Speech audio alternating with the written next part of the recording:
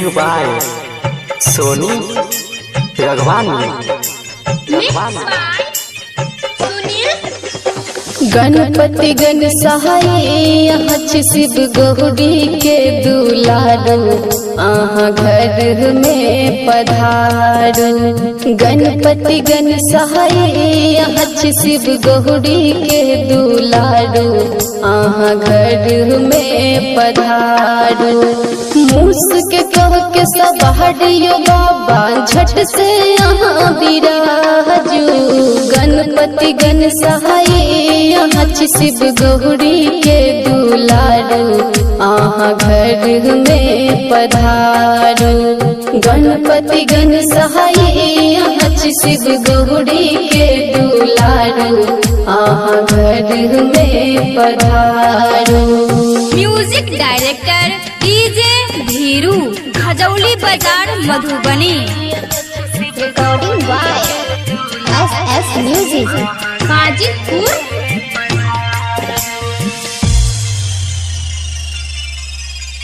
देव में सबसे पहिले आहाँ पूजाय छी।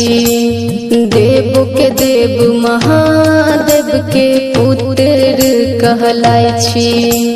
देव के देव महादेव के पुत्र कहलाय छी। देव में सबसे पहिले आहाँ पूजाय छी। देव के देव महादेव के पुत्र कहलाय छी। विभिन्न विनायक आहाँ छी बाबा, आबू अलख जगाबू। गणपति गण सहाय हच शिव गौरी के दुलारो आहाँ घर में पधारो। गणपति गण सहाय हच शिव गौरी के दुलारो आहाँ घर में पधारो। Music director DJ Dhiru, Khajauli बाजार Madhubani. Recording by S music Hajipur.